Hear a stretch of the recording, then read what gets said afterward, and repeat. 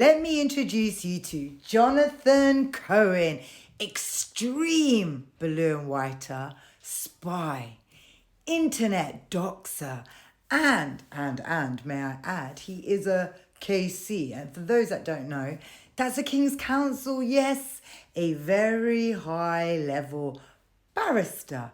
And if you've seen the video going around, you'll know that we had a bit of an interaction with him yesterday outside the Old Bailey, where he was outed and removed from our group. If you haven't seen it already, there's a video below that you can have a look at. I'm telling you now, it's going to be worth watching, because by the time you get to the end, you will understand how the blue and white are working with the police and the media to spy on us, to dox us, and to have us arrested and to try and get the movement shut down. Believe me, this is going to be an eye-opener. So buckle up, put it on double speed if you need to, but you need to watch this and you need to share this. Before I go on, I must also let you know that Jonathan Cohen and his little group of merry genocidal supporters are the reason that I was arrested on the 18th of January for an action that happened at the JW3 Centre.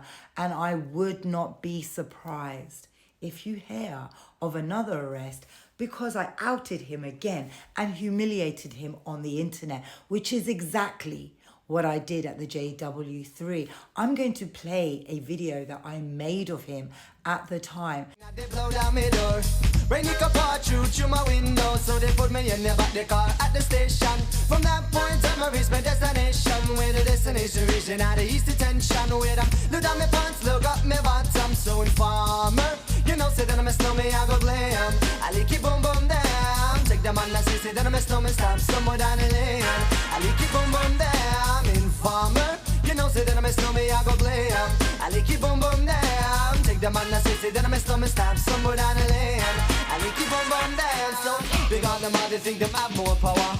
They on the phone, me say they wanna want me. For once I use it once and now me call me lover. Love who me calling on the one tell me. And me lover in my heart down to my belly. Yes, and now my stomach I feel cool and deadly. It's the one MC Shine and the one that is snow. Together we all have come as a tornado. Informer, you know, say that I'm a snowman, I go glam. I like it boom boom down. Take the man that say that I'm a snowman, stop somewhere. So Jonathan Cohen and his little group were not happy about the JW3 action. So they made sure that 3 months after it happened, that they pressurized the Metropolitan Police to make arrests. Not just mine, but several others.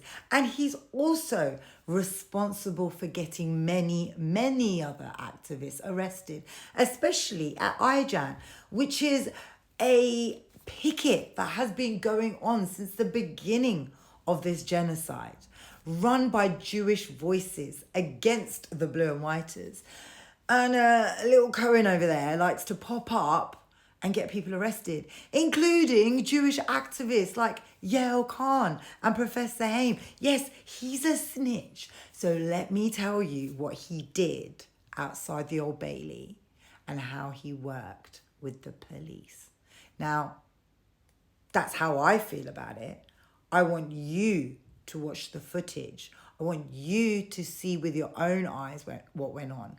And I want you to make your own minds up. And yes, Metropolitan Police, if you are watching my videos like you always do,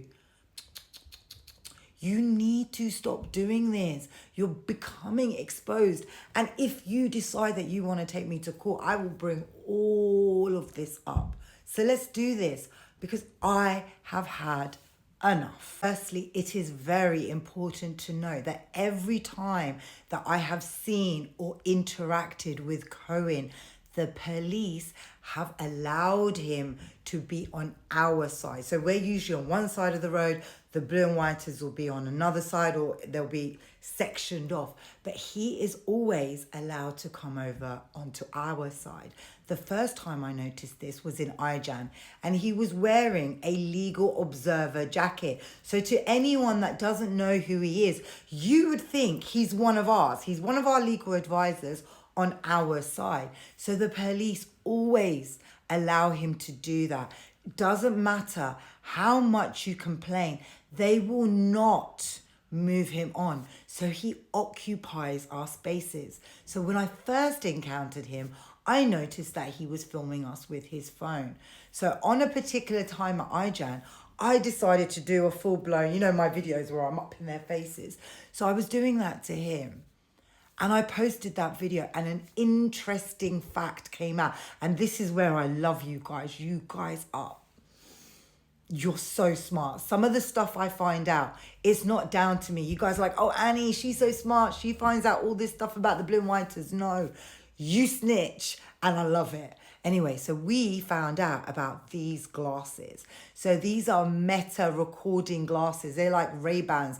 They cost £300. So the first time I saw them were on him. Now they actually record audio and visual. Now we've noticed that all the blue and whiters are wearing them. And if you see that video I made of the fake hijabi blue and whiter, she also had them on. Luckily, because one of you, or quite a few of you, snitched, we now know about the glasses.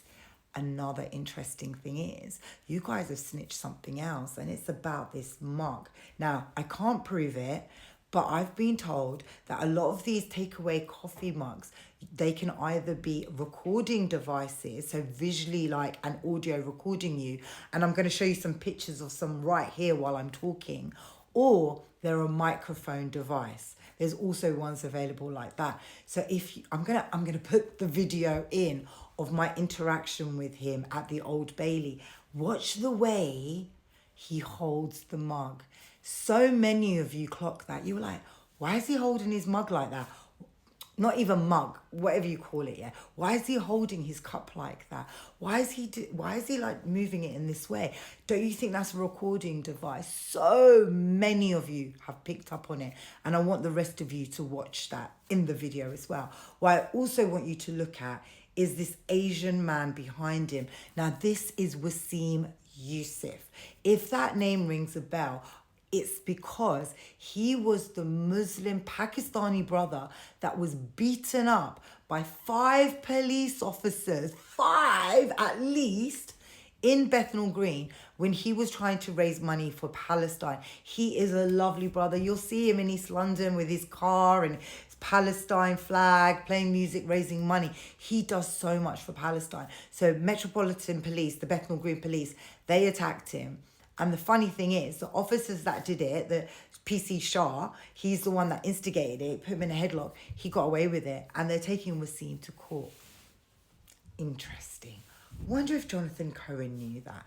Anyway, keep all these facts in your mind, because when you watch the video, I want you to watch Wasim, and you will notice that when he's standing behind Cohen, because what happened was, I spotted Cohen.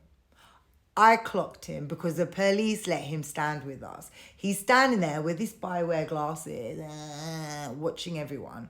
So I've gone over with my megaphone and I'm like, oh, Jonathan Cohen, blue and whiter, what are you doing here? Called him out. So what everyone did is, because they know about his spy glasses, they got their flags, they got their kafirs, and they kind of like made a block, which is what we normally do.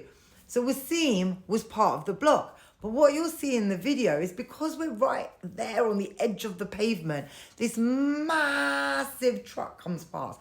Massive. And you'll see Wasim go back and he's trying to wave the truck through. Because this buffoon wanted to occupy the space and not move, he's getting pushed back for everybody's safety because there's a flipping truck coming. What? Are people's faces supposed to get mashed in because he refuses to budge even 1 inch? So I want you to watch this video now. I'm going to play it and I want you to clock all of that. And I'm then going to be back for part 2 because I can't fit this all in one video. So please come back for part 2.